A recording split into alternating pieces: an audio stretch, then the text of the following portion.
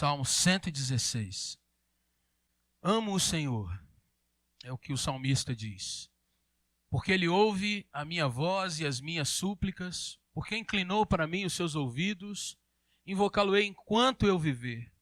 Laços de morte me cercaram e angústias do inferno se apoderaram de mim. Caí em tribulação e tristeza. Então invoquei o nome do Senhor.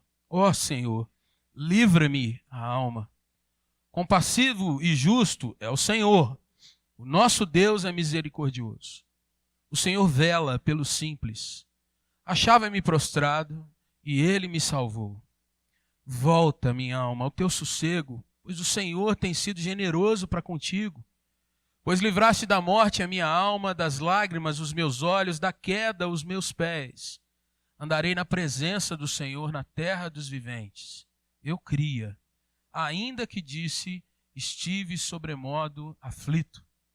Eu disse na minha perturbação que todo homem é mentiroso.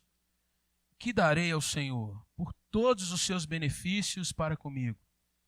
Tomarei o cálice da salvação e invocarei o nome do Senhor. Cumprirei os meus votos ao Senhor na presença de todo o seu povo. Preciosa é aos olhos do Senhor a morte dos seus santos. Senhor, deveras sou teu servo, filho da tua serva. Quebraste as minhas cadeias. Oferecer-te-ei sacrifícios de ações de graça e invocarei o nome do Senhor. Cumprirei os meus votos ao Senhor na presença de todo o seu povo, nos átrios da casa do Senhor, no meio de ti, ó Jerusalém. Aleluia. Meus irmãos, semana passada, à noite, nós estivemos falando do quanto a igreja do Senhor é vitoriosa em Cristo. Nossa palavra foi em cima de não ficarmos detidos ao mal que nós vemos crescendo à nossa volta em tantos momentos, em tantas situações. E buscamos mostrar, dentro do texto que foi analisado, o quanto a igreja do Senhor tem que perceber e vivenciar que Jesus Cristo está no meio dela. Agora eu quero mostrar para você que muitos anos antes, mais precisamente quase 1000 anos, 1100 anos antes daquele texto que nós lemos semana passada, alguém já escrevia sobre isso. Alguém já dizia, olha, eu tenho passado por muitos apuros. Minha vida, se eu fosse contar, com certeza, muita coisa difícil eu iria relatar. Mas é interessante você olhar para o texto e ver que a canção, o salmo, começa exatamente declarando o amor a Deus, porque em meio às lutas, em meio às dificuldades, Deus está sempre presente, cuidando do salmista. E aí eu queria fazer um paralelo muito rápido, irmãos, com as situações que eu e você passamos nesses nossos dias. E queria, à luz desse salmo, trazer para o nosso coração de que Deus está sempre com o salmista, trazendo não só a questão do cuidado, do amor, do livramento, mas também ministrando a alma dele, para que ele seja fortalecido no meio dessas lutas.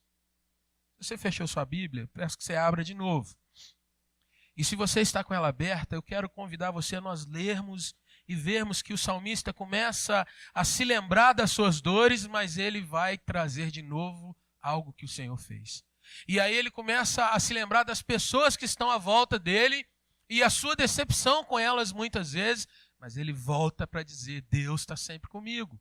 E ele começa a olhar para as questões que ele tem que responder diante da sociedade, diante da sua igreja, diante do seu grupo de convivência no serviço ao Senhor, e ele às vezes se vê um tanto aflito, mas ele se lembra novamente que Deus está com ele novamente. E eu queria nessa manhã, irmão, irmã, colocar para o seu coração exatamente aquilo que nós cantamos agora há pouco. Eu sei que Deus está comigo, mas eu preciso aprender a agir diante dessa questão. Olha para o texto, você vai ver que o salmista, na primeira questão que ele fala sobre Deus, ele fala, Ele ouve a minha voz e as minhas súplicas. Nós vivemos num tempo, irmãos, em que as coisas E os grupos sociais têm cada vez mais nos espremido para que a gente seja apressado, rápido. A resposta é para ontem. Tudo que nós vivenciamos dos nossos dias tem que ser lépido. Você vive numa cultura de fast food, né? E quanto mais você traz para você que você precisa amadurecer alguma coisa, você já vê algum sinal de complicação nisso. Mas eu gostaria de comparar essa questão do salmo que nós estamos lendo com a questão, irmãos, de que muitas vezes nós não temos desfrutado do convívio e do contato com o nosso Deus, porque às vezes nós não nos permitimos passar por situações difíceis. Nós temos aquela questão de rejeitar e rejeitar qualquer coisa que de repente nos traga um tipo de desconforto para a alma.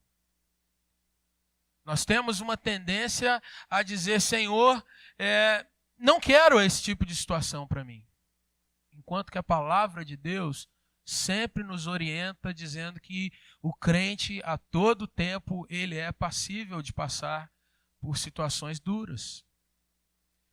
Muitas vezes, irmãos, o que nós não fazemos é trazer a palavra de Deus para a nossa vida como ela deveria ser trazida. E nós muitas vezes nos agarramos em coisas muito tênues na nossa experiência com o nosso Deus. O salmista diz assim, ele ouve. Como que ele tem certeza que Deus ouve, irmãos? Como que ele sabe? E aí ele vai dizer nos versículos seguintes, ele diz, olha, ele inclinou para mim os seus ouvidos e por isso é que eu vou invocá-lo enquanto eu viver. Veja o 3, laços de morte me cercaram. Ele não passou, meu irmão, minha irmã, por uma situação tipo gripe. Ele passou por situações em que ele se via, estou quase a morrer, estou a ponto de sucumbir. E aí ele vai continuar dizendo, angústias do inferno se apoderaram de mim e eu caí em tribulação e tristeza. É verdade, meu irmão, que o crente passa por tribulação. É verdade que às vezes a gente cai em tristeza. É verdade que tem dias que você não quer sair da sua cama. Mas olha para o versículo 4, ele diz, então, nessas horas, nesses momentos, ele vai dizer, invoquei. E invocar, meu irmão, é muito mais do que você fazer aquela oração. Deus, tu sabes todas as coisas e eu te entrego em nome de Jesus, amém. Invocar ao Senhor significa você gastar tempo, como Jesus ensinou os seus discípulos a orarem, entrar no teu quarto, fecha a porta, pega o celular, deixa para lá e agora somos eu e Senhor Deus, tem misericórdia de mim. E muitas vezes a sua oração vai ser banhada com as suas lágrimas. Muitas vezes você vai passar naquele momento ainda dizendo, Deus, eu não estou sentindo, não estou experimentando, mas Senhor, a tua palavra. E aí vem um segredo, irmãos, nós não nos firmamos na oração, na nossa força, não é na quantidade de horas que nós oramos, mas é na intensidade da palavra do Senhor soprada nos nossos corações. Invoquei o Senhor, Senhor, livra-me, livra minha alma. Livra-me, Senhor, dessa sensação de entrega. Livra-me, Senhor, dessa situação que eu acho que não vai ter mudança, que as coisas não vão se virar. Versículo 5, ele vai começar de novo a mostrar que apesar de ter passado por aquela situação, ele vai dizer, compassivo e justo é o Senhor. Agora, o salmista, irmãos, vai dizer que Deus é paciente com a gente quando a gente está murmurando, quando a gente está chateado, quando a gente está dizendo, Deus, o Senhor não está me vendo. E isso traz para mim, irmão, uma situação de consolo. Porque às vezes a gente enjoa da gente mesmo. Às vezes a gente diz assim, eu acho que Deus não está me ouvindo, porque eu repito a mesma ladainha todo dia. Eu falo todo dia isso com o Senhor, mas veja, Deus é compassivo, Deus é justo, porque Ele sabe que a situação de transformação é um processo, meu irmão, não vem de uma maneira assim, da noite para o dia, num estalo apenas, mas Deus é paciente para conosco. E eu amo essa ilustração porque quando a gente vê crianças, né, e eu tenho experimentado muito isso de ver meus filhos sendo transformados a cada dia.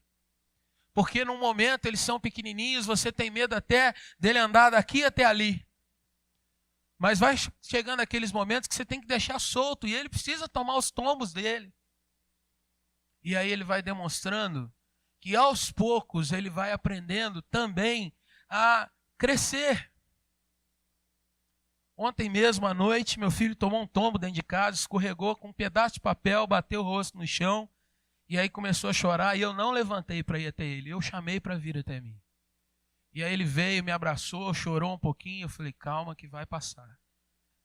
E aí ele continuou chorando, eu falei assim, você quer que ponha um pouquinho de gelo? E ele soluçando disse, sim. E aí, irmãos, a gente coloca um pouco de gelo e você vai usar a psicologia, né? Você fala da cor, que é o gelinho de plástico. Você brinca um pouquinho, daqui a pouco ele está brincando de novo e passou. E a lembrança do tombo nem vem mais. Às vezes eu e você, irmãos, agimos com o choro nos nossos tombos, mas nem sempre nós entendemos que Deus está nos tratando e nós já somos fortes o suficiente para segurar algumas barras. Irmãos, o salmista diz, Deus é paciente e Deus é justo, Ele sabe nos dar a medida correta para aquilo que nós passamos.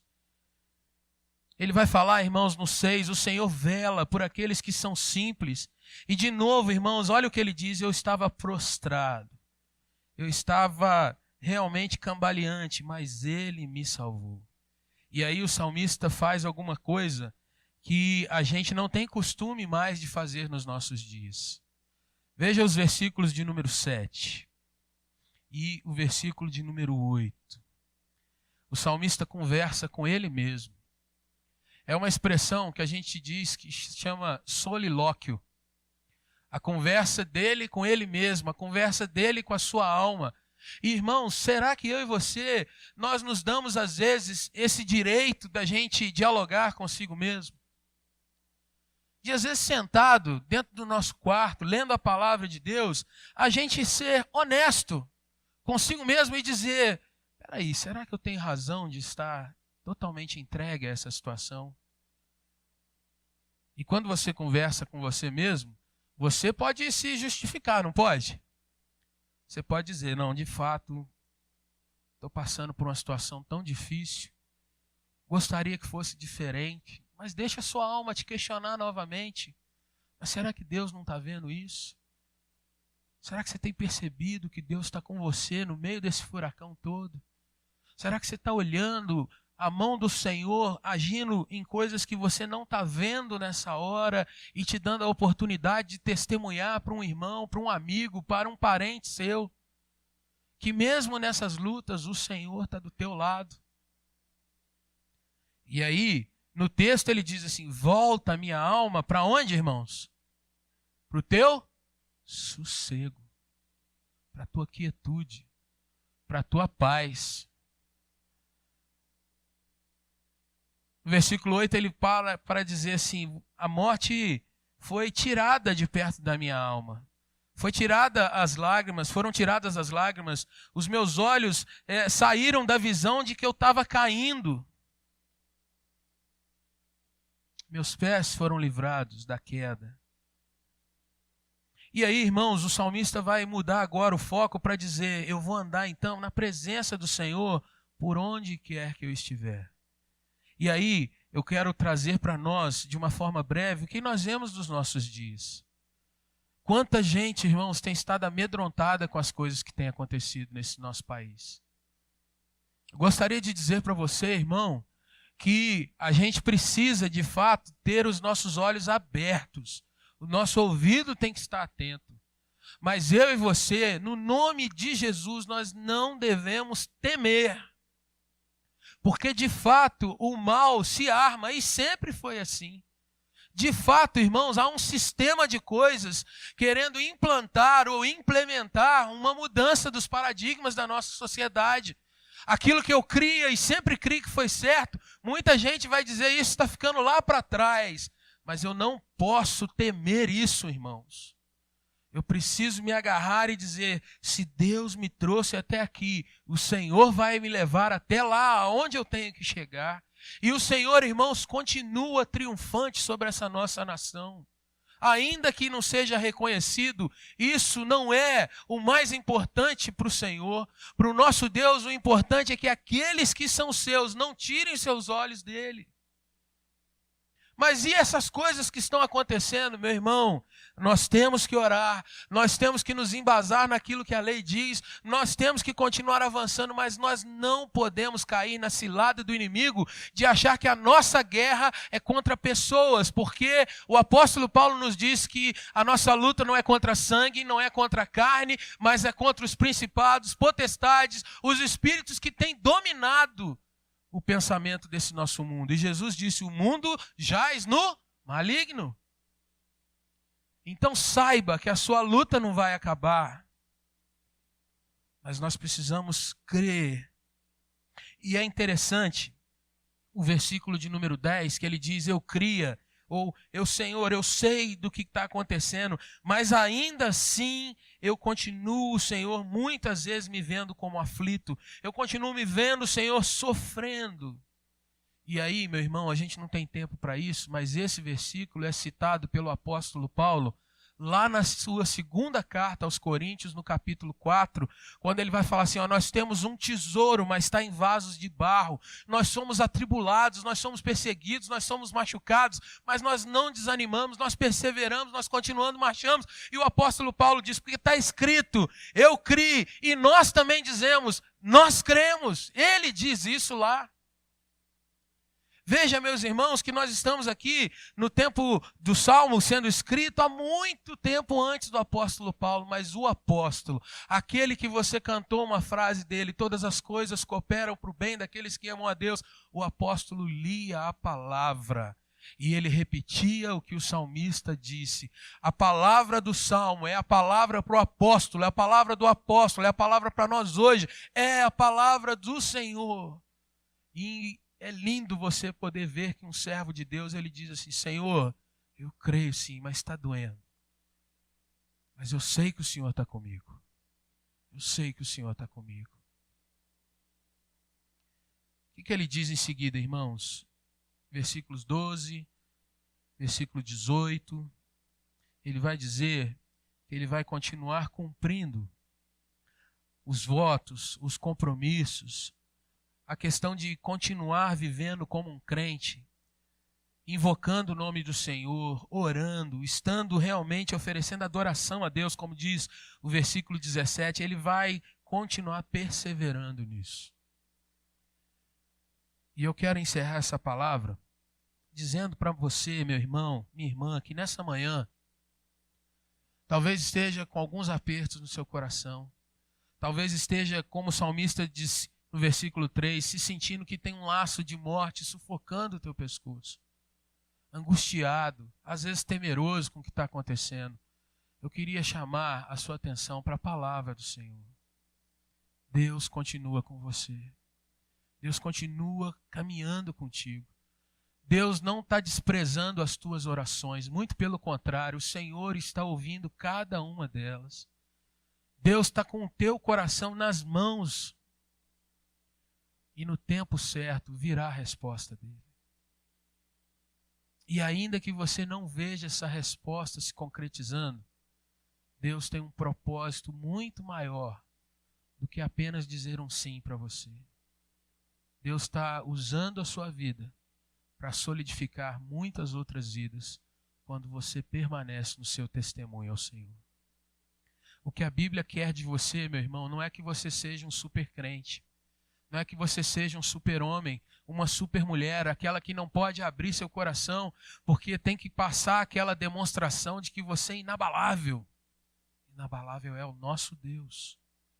Mas eu e você, nós muitas vezes podemos descansar, que às vezes a gente sai da cama quase que rastejando. Mas Deus está ali para nos tomar pela mão e nos erguer. Deus está sempre conosco e jamais vai te desamparar.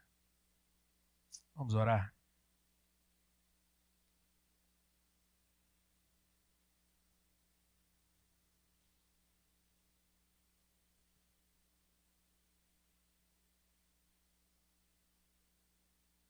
Antes de nós orarmos, Nós estivemos orando já há alguns meses pela cunhada do nosso irmão Miranda, nossa irmã Tânia, e ela veio a falecer nessa manhã. Então você que esteve orando até aqui, eles mandaram uma mensagem agradecendo suas orações, mas pedem que agora você ore pela família, para que seja consolada pelo Senhor, seja alvo do refrigério do Senhor. E nós vamos orar também agora pela nossa irmã Roberta. Ontem precisou estar no hospital novamente com questão de saúde, voltou para sua casa, mas precisa da intervenção do Senhor na sua vida.